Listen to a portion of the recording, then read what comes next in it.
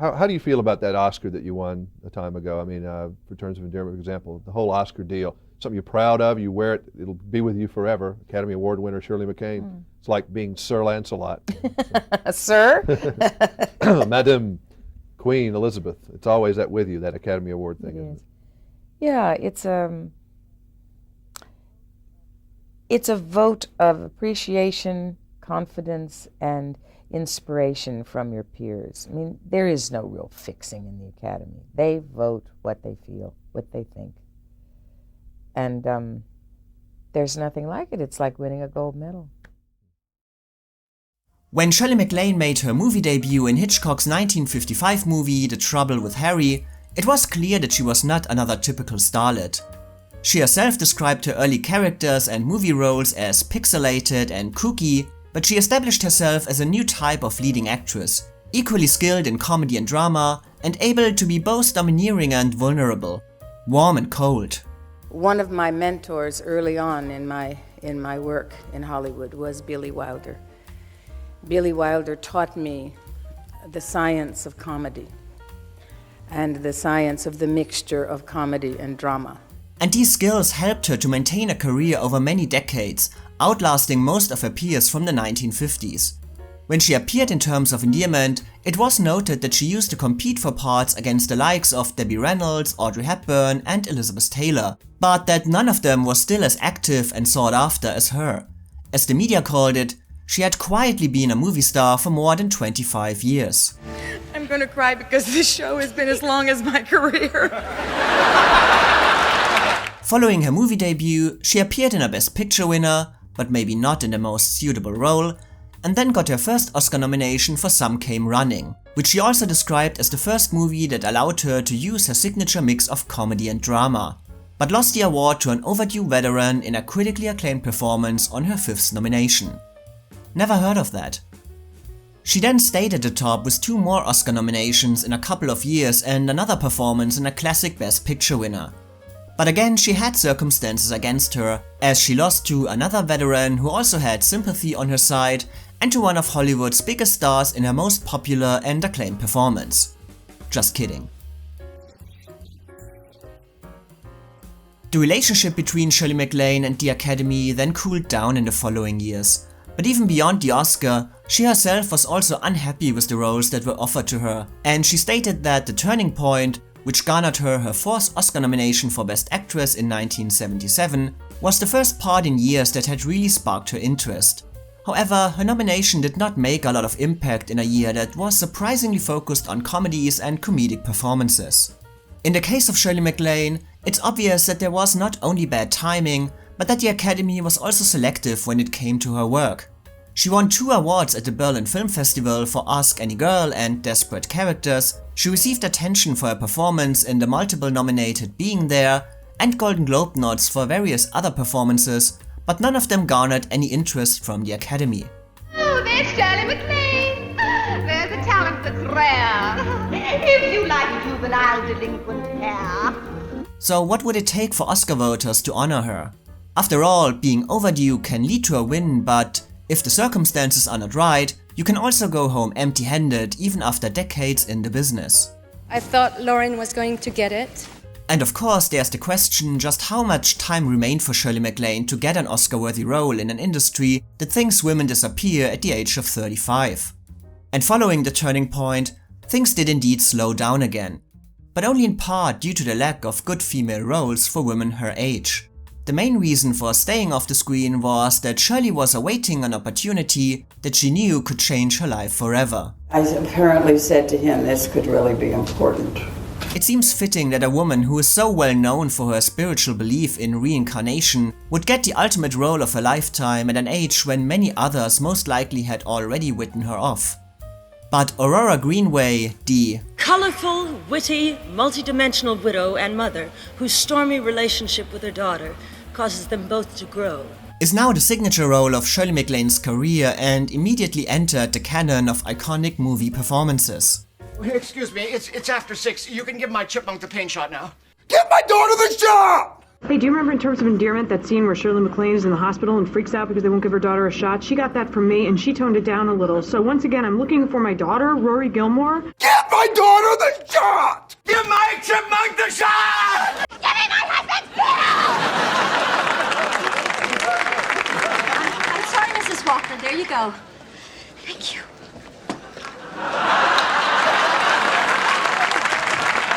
But how did Shirley MacLaine give her career a new push and land this coveted part? Initially, the movie rights to the novel by Larry McMurtry were held by Jennifer Jones, who also planned to star in it opposite Al Pacino. But when the rights were transferred to Paramount, the studio and director James L. Brooks began to envision the project without her. The part of Aurora was then sought after by many actresses of a certain age, and James Brooks initially did not envision Shirley MacLaine in the role at all. But a personal meeting immediately and completely changed his opinion. Because just like she had done so often in her career, she saw comedy in a place where others only saw drama. You can make the case for Shirley that she's the greatest talent to ever exist in motion pictures. She was comfortable doing Terms as a comedy and still delivering, a legitimate dramatic performance. I mean, that's I think why she was so perfect at it. And this understanding of the material, of Terms of Endearment being just as funny as it is touching, put her in perfect sync with James Brooks, who had always aimed for this balance of comedy and drama in his script. A balance that the other actresses he had considered had missed. They didn't understand drama and comedy mixed together like real life is. Shirley MacLaine therefore became the first choice for the role and did not work in movies at all between A Change of Season in 1980 and Terms of Endearment in 1983, as she did not want to miss out the opportunity to play Aurora and waited while Brooks spent the next year securing the financing. He overwhelmed his own insecurities and Paramount's. And when Terms of Endearment was released at the end of '83, it became clear that there was no need to worry about money.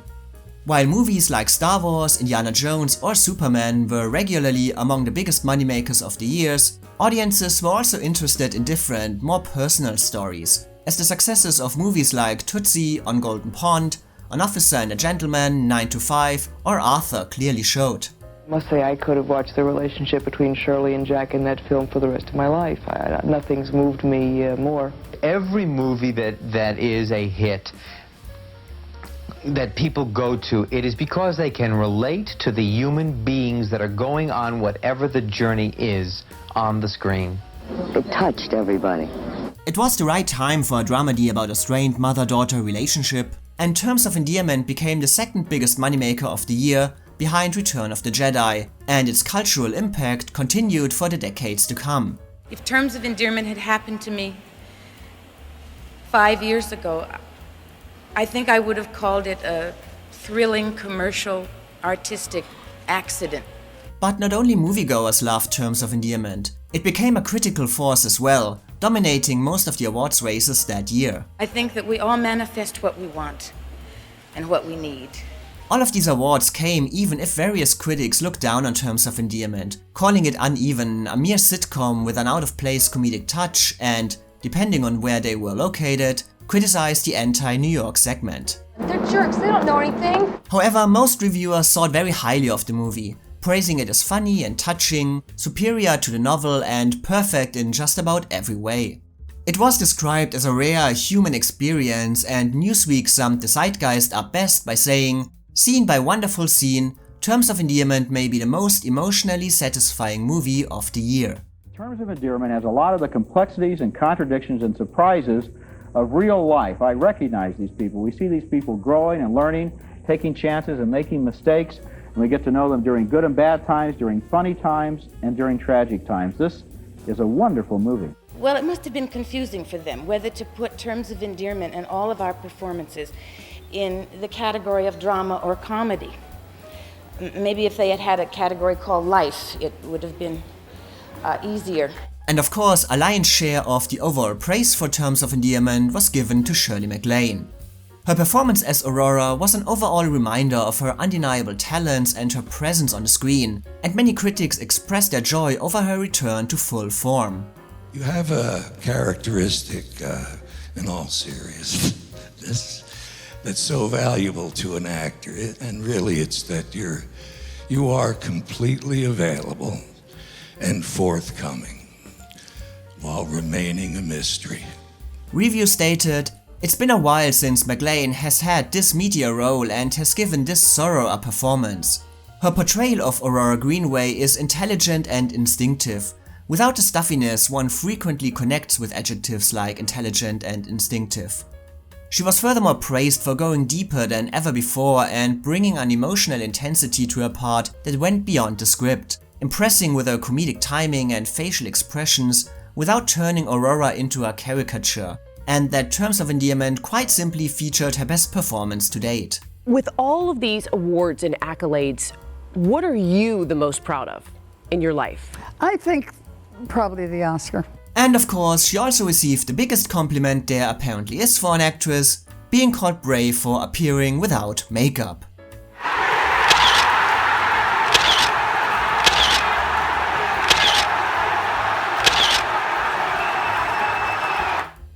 And with all this praise and success, it's no surprise that this time Shirley MacLaine became an undeniable frontrunner in this Oscar race. An overdue veteran on her 5th nomination, playing the lead in one of the biggest moneymakers and most acclaimed movies of the year, not only overdue, but also equipped with almost all pre-Oscar awards.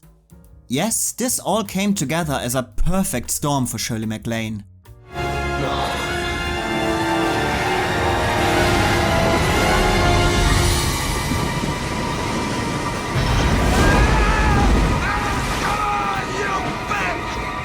Sorry, this is the extent of my special effects skills. And so she turned into one of the surest bets in Oscar history, who most likely would have triumphed over almost any other winner in this category had their movies come out in 1983. Yes, her. And her. Certainly her. Also her. And yes, probably even over her. Even if preferences for the award were all over the place, the media called her the most likely winner even before nominations were announced, and that only a lightning strike could prevent her from accepting the Oscar. The winner is Shirley MacLaine! The only thing that, according to columnists, could potentially lead to a loss was a possible backlash based on the fact that, for some Academy members, MacLaine was a bit too open in her belief that she already had the award in the bag when she appeared on various talk shows or accepted her pre-Oscar trophies. I did expect this. If I hadn't won it, I'd have crapped. I really would. And it's so thrilling to win something like this and know everybody means it when they give it to you, you know. But in the end, this perfect storm went as expected and Shirley MacLaine finally received the recognition she had deserved for so long. I have wondered for 26 years what this would feel like. Thank you so much for terminating the suspense.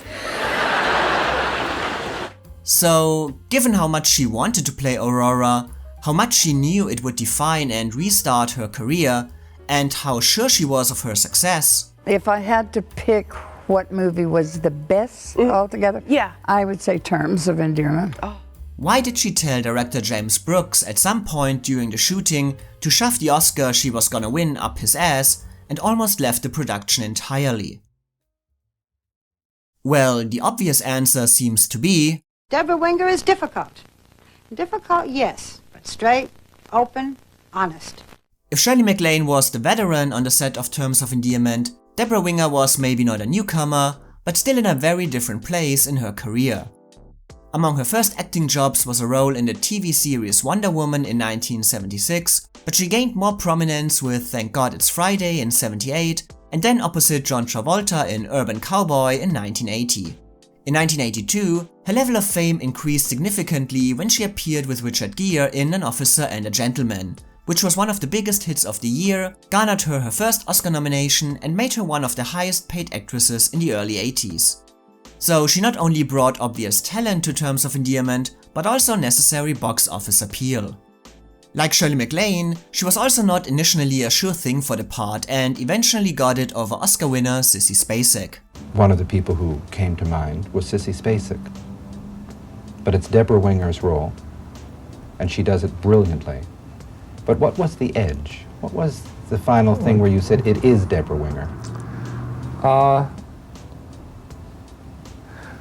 It's hard to respond to, because the truth of the matter is that a few things could have happened on one day, and it could have been Sissy Spacek. There was no. I don't want to make it feel like she was rejected in any way for the part, because that's not true. At various times, the choice was another way, and at times we each started to choose different things. It never. In other words, the day that Sissy woke up and wanted to do it, and the day that I was wanting her to do it, never happened on the same day. If it had, it would have worked out differently. There was very. It was an impossible choice, and I don't know how interesting a discussion it is, about these two women. I do think that now that the picture's over, the significant thing to me, and the thing that had to happen, is that I hope now that it would be unthinkable that Emma was anyone but Debra. I hope and I believe she made the part her own. Already in 1983, Debra Winger did not have the reputation as an easygoing actress or an uncomplicated screen partner.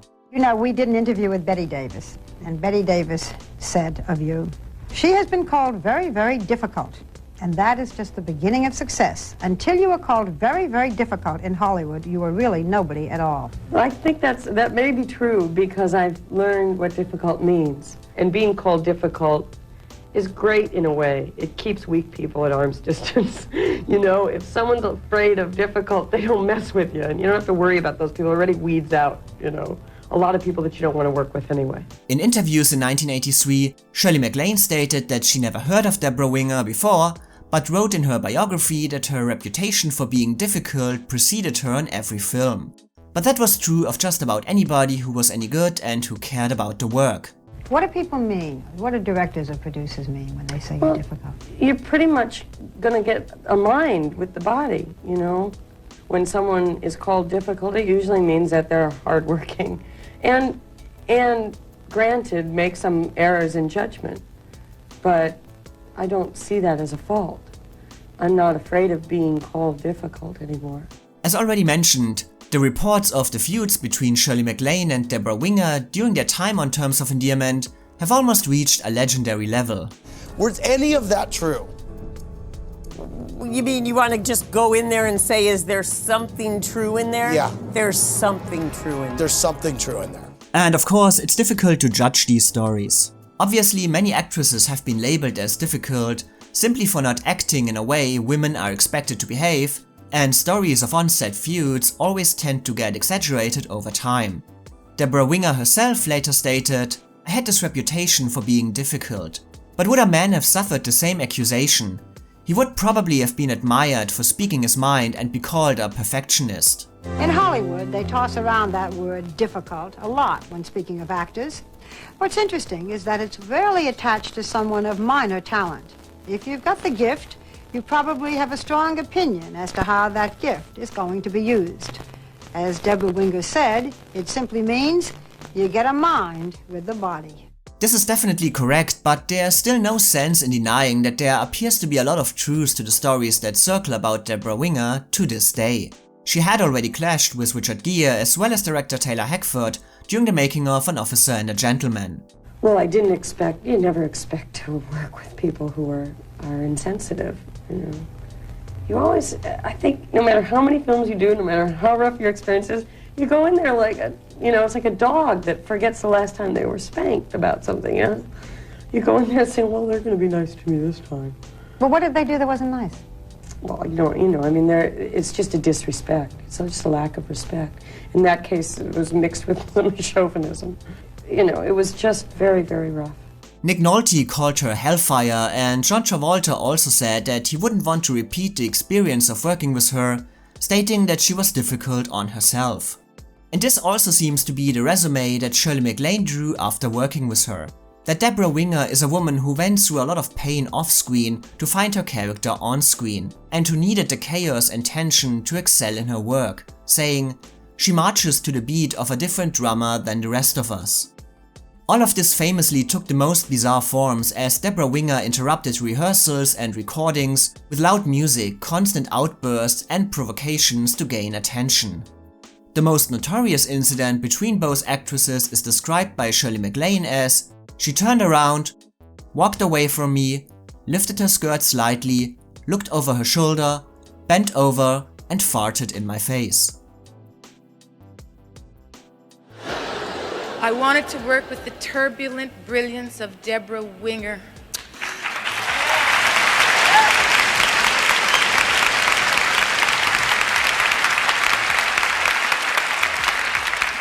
She literally inhabited the character so thoroughly that I thought for 4 months I had 2 daughters. Debra Winger herself later admitted that she had problems with her temperament and drugs in her past, and her erratic behavior seems to have been as difficult as legend tells it. You know, there were a lot of things that I feel I had to do to keep from being made into a thing, and by this business and, you know, by certain things in life. However, it would be wrong to lay all blame for the tension during the making of Terms of Endearment entirely on her. The media obviously likes to frame this as the typical diva versus diva story, but the chaos on the set of Terms of Endearment actually went beyond the tension between both actresses. I don't know, I just got in trouble, I have fun, I say what I want, I don't mean any of it, I don't hate anyone. No, but you've had a reputation, though. I mean, you know, I have reading. Such a reputation. You have, on the one hand, a reputation that you didn't get along with certain people like Shirley MacLaine. On the other hand, but where do these things Maybe maybe true then, because I think a lot of people still think that their relationship was. Well, I don't want to just, you know, people have fun. Because the reason why Shirley MacLaine almost left the production was not Debra Winger, but director James Brooks, who had banned her from watching the dailies in the screening room and later humiliated her in front of Paramount executives. But more than that, he and Debra Winger had formed a strange connection that led them to constantly engage in battles and shouting matches. Brooks, like Debra Winger, needed fighting, struggles and chaos to be able to create, and therefore actively participated in it. Shirley MacLaine said of him, "He is shrewd, caring, and possessed of a certain take on human nature that celebrates the defects in us all." It was a very tough shoot. Oh my God, I left. But why? Because it was emotional, or it was just disjointed? Chaotic. I truly went to the airport. and I did. And I didn't like how the behavior was going. It wasn't pro. But it was Jim's first time out. He is brilliant, and he's totally nuts. And he has this incredible intelligence and sense of dramedy. And he likes working with tension on the set. Now, you can't do that with Jack, because if you're going to go head-to-head with Nicholson, no choice. It was hard for me. It was hard for Debra. It was hard for Newsman. What's his name? Jeff James. Unbelievable, wonderful guy. Hard for everybody. And you know, that's his reputation. You know that going in, and you've got to get prepared for, you know, psychological absurdity. Both Brooks and Winger therefore created tension on the set as part of the artistic process. A process that Shirley MacLaine, despite 30 years of experience, could not comprehend or handle. You're a spectacle! I am not. Brooks constantly tried to throw her off balance, either by telling her to drop her Texan accent a day before shooting, or telling her to either gain or lose weight for the part, apparently hoping to get a better performance out of her that way. I was going to talk pretty much like a Texan. I had the whole thing down. I had the wardrobe done, I had the hair done, and the night before, I was going to talk with this kind of sharp tonal quality. Yeah. And Jim changed it the night before, the director. And he said, no, I think maybe she's from New England. She's from real good New England stock. Now when James L. Brooks did that make it did that cause some tension? The hairdresser, the wardrobe department, they had to redo the concept of Aurora Greenway overnight. Sure. MacLaine, however, described her method as, "I won't be Aurora Greenway 24 hours a day. I come from the school of formal acting in Hollywood. I never was one to get in character until the moment the director yelled action. And even then, half the time I'd be thinking about what I was going to have for lunch." He wanted to make a film about people who were imperfect and who celebrated their defects and celebrated them in a humorous and loving way. And that's life. There's no difference between that and life. Reading Shirley MacLaine's biography, it seems that the making of Terms of Endearment has mostly left her confused. She seems to understand the pain and misery that went into the work of Debra Winger and James Brooks, but she did not share their ideas and processes, counting the days until the shooting would be over, which she called Amateur Night in Dixie. Did Shirley MacLaine and Debra Winger lock into each other and know that what you needed was going to be there? Did you feel it when they were together? No, this is what happened. There was an immediate dynamic. There was something that happened that nobody could predict, or nobody could say that's what should happen. That's the way we want them to be on day one. They were a distinct way on day one, a distinct way on day two. And I think because we had no other course, we all trusted that that would finally be good for the movie, and it was. They went their own way, and it was a very unusual way. If I had to write out on paper how I'd like them to behave, I wouldn't have picked any part of it, but it worked. And it was always true to something. As you say, no, there was never any bull in it. And when the chips were down, they were always there for each other, too. She and Winger also look back differently on what happened and if the tension and fights were worth it. Winger later stated that, "I can't deny that we fought. We challenged ourselves, and when we got tired of challenging ourselves, we challenged each other. But I think there was always a respect between the two of us." And you said about her during the shooting that with Debra Winger, it's stop or go. She has no cruising speed. She's prepared to take chances. She risks things as an actor. MacLaine, on the other hand, wondered if conflict and struggle are needed in order for artistic creativity to flourish, and said of the situation, "There are those who say that difficulty is what makes a picture good. I'm not sure I disagree with that. Certainly Terms of Endearment was a singular difficult experience, and maybe the shooting circumstances contributed to its artistic success. Maybe not." I don't believe that it's so good because it was all that tension. And I say friction is great because, you know what, friction produces heat. And that's what you need on film, is heat, life. And sometimes that does take the creation of friction. I'm not afraid of it. I'm also very aware that wounds heal. Wounds that happen when you're working heal very fast. It's obviously impossible to paint the full picture of this situation here, as all involved parties seem to have different opinions and talk about it to different degrees.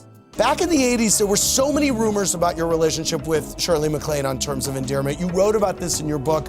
You know, there were... No. I didn't write about her. You didn't? She wrote about me. Oh, she wrote about you. Let's try to get something straight. Okay, sorry. But whatever it was, it obviously paid off for all of them. And the question, if the end justified the means, can only be answered by themselves. Yeah, but there's enough craziness going on in the world. I don't want to talk about it because it's the worst experience. Oh, it wasn't a good experience? No. Was that film a good experience? Yes. Yes. Difficult, but good. Very difficult. And even if finding the character of Emma was a difficult and painful process for Debra Winger, she too saw extraordinary praise. For her performance of brilliantly etched moments from a marriage and a life which are the center of the film. One review at the time specifically summed up her talents like this: "Debra Winger wraps movie characters around her little finger. She's so dominating a screen presence that, if you think back to her other roles, you see that without Winger, those films would have been less exciting. She's irreplaceable, and in Terms of Endearment, she swallows Emma whole, bringing each nuance of this complex character to life." Other critics called it the best performance of her career so far, describing her as an astonishingly vital screen actress, beyond brilliant and a revelation.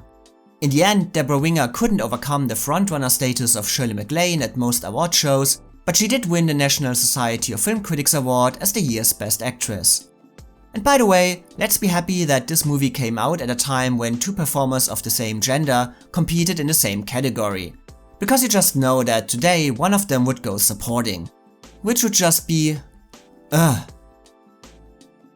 So two actresses with critical praise, who created something lasting out of chaos, and who both delivered performances that are still remembered decades later. But what do I think? Discussing these two performances is actually a bit tricky, because as already mentioned, Shirley MacLaine looms so large over the entire picture, and even though both actresses are of equal importance and share equal screen time, Terms of Endearment by now is completely identified as a Shirley MacLaine movie, adding the iconic nature of the part. Give my daughter the shot! It's sometimes easy to forget the astonishing work that Debra Winger delivers as well, and that gives the movie its heart and soul. I wish you could understand this, because you really don't. But it is understandable why Shirley MacLaine is so strongly remembered for Terms of Endearment compared to Debra Winger. Because her Aurora is certainly a much more pleasing and entertaining character than Debra Winger's Emma, written in a way that makes her destined to become the audience favorite. Aurora is eccentric and one of a kind, while Emma is down to earth and rather ordinary. Aurora takes action in many situations, while things happen to Emma. Aurora is complicated but lovable, while Emma is a character that can either appeal to you or leave you completely cold. You're not happy for me. Why should I? Why should I be happy about being a grandmother? And this presentation of the character is emphasized even more strongly in the performances of Debra Winger and Shirley MacLaine. Because if Terms of Endearment is a successful mix of comedy and drama, this is mostly due to Shirley MacLaine, who, as already mentioned, is a master of portraying these two different styles almost at the same time. Debra Winger's performance and character, on the other hand, are more straightforward in their primarily dramatic approach. This is not only due to the acting styles, but simply due to the writing as well, which clearly puts the comedic part of the story more strongly on Shirley MacLaine's storyline. Even Debra Winger called Shirley the queen of physical comedy. Oh, good. It's better. And so Debra Winger remains mostly quiet and unaffected, while Shirley MacLaine is allowed to go broad and big, and she does it in a way that completely benefits her own acting style. However, Debra Winger portrayed her dramatic material with the kind of spontaneity and unaffectedness that elevated both the movie and her character, and creates moments of honest clarity and heartbreaking devastation that feel completely unique to her and her distinct screen presence. You're driving Daddy away! Okay, Tommy. Stand up and follow me, and don't make me hit you on the street. Both actresses therefore complement each other perfectly, but they also succeeded separately in their own ways, even if one of them succeeded more than the other. Right from the start, Shirley MacLaine displays all the qualities as Aurora that she is known for. She's domineering and rough on the edges, but ultimately loving and humorous, vulnerable and strong. She combines the undeniable experience of a veteran coming from a different time in Hollywood with a modern, relatable approach that creates a believable character. Most impressive about her work in the first parts of Terms of Endearment is that she is able to make Aurora such an intriguing character, despite doing nothing to actually earn the sympathy of the audience. In a way, the character of Aurora is not very surprising, but follows the well-known formula of the difficult eccentric with a heart of gold, the overbearing mother who does it all out of love. And the performance by Shirley MacLaine follows this clear guidance, maybe without too many variations, but her personality and style, as well as her ability to effortlessly multitask Aurora, playing her as a mother, a lover, a dramatic lead and a comic relief, made her the memorable character she turned out to be. I'll be over later. They're probably tired anyway and will get to sleep early, and I'd like to get to bed early. Grandma! However, despite how strongly Shirley MacLaine is seen today as Terms of Endearment's primal force, Debra Winger does not get lost in her shadow. On the contrary, her natural, unaffected and lived-in acting style gives Terms of Endearment both its foundation as well as its strongest moments, and the way she creates Emma as flawed and real is a miraculous artistic achievement for the ages. Why do you have to be so goddamn nasty? I mean, it's not gonna help anything. We're both people, you know? Despite the off-screen animosity between Shirley MacLaine and Debra Winger, both actresses created one of the strongest on-screen mother and daughter relationships ever seen on the screen. One that is not defined by expected role allocations, but by equality, honesty and openness. And is the reason why we are still talking about this movie today. The success of this relationship, however, rests more strongly on the shoulders of Debra Winger, as she is the one who has to make it believable that, despite all of Aurora's deeds and attitudes, Emma would still feel close to her mother and love her for all her flaws. I felt that there was a competition that was uncalled for. But that can happen with someone your own age, someone older than you, someone younger than you. So I don't know where it came from because I didn't feel it, you know. I certainly admire a lot of her qualities, and I don't mean to, we just didn't get along very well. Listen to her, she's going crazy. I'm gonna give her till noon tomorrow. That's about all she could take. But more than that, Debra Winger gives the kind of extremely rare performance that makes Emma an unpredictable force of nature who doesn't play by any rules, an extraordinary display of an ordinary character. She constantly appears so beautifully in the moment, mostly in small reactions that would be throwaway scenes for many other actresses, but she makes them her own without ever highlighting them, just flowing along with the story and building Emma in the process. Watching Terms of Endearment, it's always surprising that both actresses don't share as many scenes together as expected, since their relationship is so central to its success. But both actresses are able to emphasize the importance of each other in their lives by also creating memorable moments of their own. And again, both storylines symbolize the different styles of Terms of Endearment. And also again, the writing favors Shirley MacLaine in her scenes without Debra Winger more, because the relationship between Aurora and Garrett is the kind of crowd-pleasing storyline that brings the movie on a much more entertaining level and creates some of its most remembered moments. A few years back you invited me to lunch. A few years That's back. right, and I wondered if the invitation still exists. Would you like to? And it's hard to deny that Shirley MacLaine and Jack Nicholson are an effortlessly engaging couple. There is a sense of Spencer Tracy has to take Katharine Hepburn down a couple of steps feeling to their romance, but even in moments of insecurity, Shirley MacLaine lets Aurora remain her own person all the time. However, it appears that Shirley MacLaine felt the need to speed up her performance to be able to compete with Jack Nicholson various times, making the comedy a bit broader than expected, appearing a bit out of character for the sake of getting a laugh and making sure that the audience is aware that she can keep up with her co-star. I have wanted to work with the comic chemistry of Jack Nicholson since his chicken salad sandwich scene in Easy Pieces.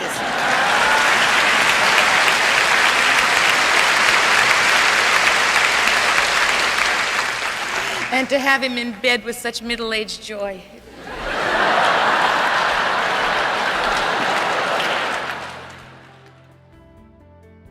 In contrast, the ordinary tragedies of Emma's life certainly seem less interesting.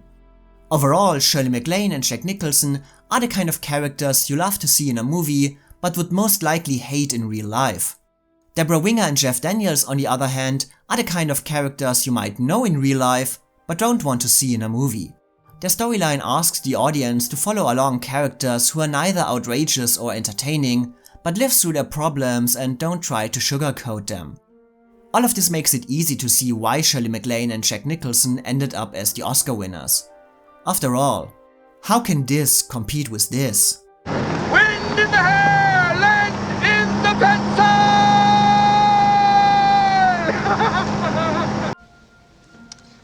I gotta pick up my kids at 5. Oh, okay.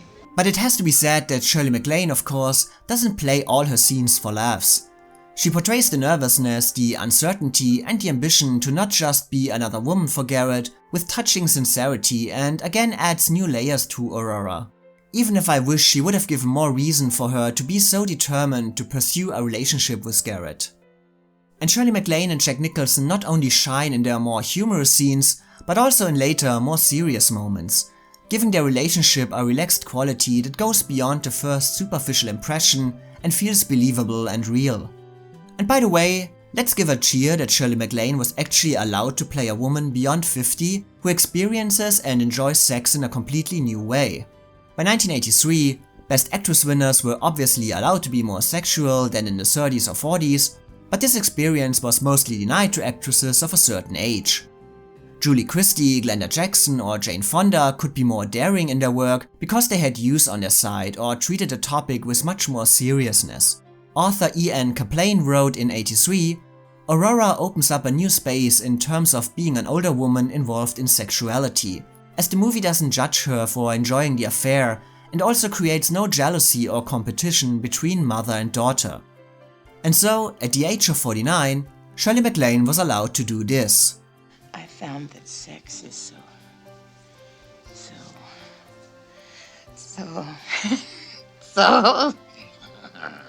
so fan-fucking-tastic. So yay for her. The chemistry between Debra Winger and Jeff Daniels and Debra Winger and John Lithgow is drastically different to that of their co-stars. Debra plays Emma in all these private moments with disarming honesty and apparently without ever doubting her own motives. Even at the end, she doesn't do what would be expected, admit to her own affair as she judges her husband for his. It doesn't make her lovable, but it makes her real, and Debra Winger realizes this with the greatest effect. Debra Winger also handles Emma's realization of her illness with heartbreaking honesty, and she delivers some of the most unforgettable moments this category has ever seen. I know what you're saying. I have to figure out what to do with my kids. There is both a constant sadness but also joy of living in her work, that familiar feeling of being happy with the things that you have while longing for something else as well. Debra's face and eyes can communicate a kaleidoscope of different emotions and feelings with the most subtle changes, and it's impossible to forget her story and fate. If you see Flap, you tell him that his wife and his baby went to the doctors to get their flu shots, all right? Why don't you do that? In her final moments, she doesn't ask for sympathy or tries to bring everything together to a satisfying conclusion for the audience, but remains true to both Emma and the situation, showing how, even in saying goodbye, certain relationships cannot be healed from one moment to the next. I'm sorry about this, but I can't help it. And I can't talk to you for too long or I'll get real upset. Shirley MacLaine completes the arc of Aurora in the last third of Terms of Endearment, grounding her more strongly in reality, making her determination and love for her daughter more noticeable than ever before, and like Debra Winger, not always asking for sympathy, but making her motives and intentions understandable, and underplaying various moments for the sake of her character. You know, one of the nicest qualities about you has always been that you recognized your weaknesses. Don't lose that quality now when you need it the most. So both Debra Winger and Shirley MacLaine do excellent work in Terms of Endearment, even if for me, Debra Winger clearly comes out on top. Her work feels fresh, new and daring, while Shirley MacLaine appears a bit more expected in her approach and more determined to have the audience on her side. Still, she makes the journey of Aurora work, and it does indeed feel impossible to imagine anyone else in the role. Just like Debra Winger made Emma completely her own, crafting one of the most truthful characters in the history of this category, handling all the different relationships in her life, her mother, her husband, her lover and her children, with equal skill while never reducing her to a passive presence, but making her very much her own person, telling of the big and decisive moments of Emma's life with the same kind of dedication and precision as of small personal instances. As mentioned before, it does make sense that Shirley MacLaine got all the attention for Terms of Endearment. Her overdue status, her more engaging part in acting, as well as the relationship with Jack Nicholson as the movie's most memorable storyline, certainly placed her in the frontrunner position right away. But the way Debra Winger took less engaging material and turned it into movie history is a cinematic event in itself. Excuse me. The success of Terms of Endearment led to different paths for both actresses. Usually, it would be expected that Debra Winger's career would really take off after her 2 consecutive Oscar nominations, but her reputation and her focus on character work that would appeal to her personally led her to turn down many parts and, like others before, even retreat from movie acting for many years. I didn't want to do business. No, acting, I mean, there's... What's the difference? Well, I love acting, and as I said, I've done it, not on the scale. I didn't pursue the business and the competition and the sort of definition, I think, of youth and beauty and all of that. And I'm trying to ease into this part of my life with some grace. Shirley MacLaine, on the other hand, followed her Oscar success with Shirley MacLaine on Broadway and spent the next years cultivating the character she had found in Aurora, loud, domineering, brassy, but ultimately lovable, in many other movies. I did not lift my skirt. It twirled up! However, the success of her performance and her presentation of a woman beyond 50 who enjoys life and sex did not change the view on actresses her age. She turned down many scripts that were offered to her after Terms of Endearment as she felt too young for them, and at one point apparently was even offered Driving Miss Daisy. She later recreated the part of Aurora in a sequel to Terms of Endearment, but The Evening Star was not the same success financially or critically. Still, Shirley MacLaine has her place in Hollywood history. The Oscar came at a point when it cannot really change her career anymore, as she had already achieved almost everything there is to achieve for an actress, but it was the honest recognition for her work in terms of Endearment, as well as for an entire lifetime of remarkable work. When she won her Oscar, she walked down the aisle, leaned over to Debra Winger and said half of this belongs to her. Debra was as usual honest and replied, "I'll take it." Shirley remembers in her biography how this honesty inspired her to raise the Oscar above her head and say, "I deserve this, thank you."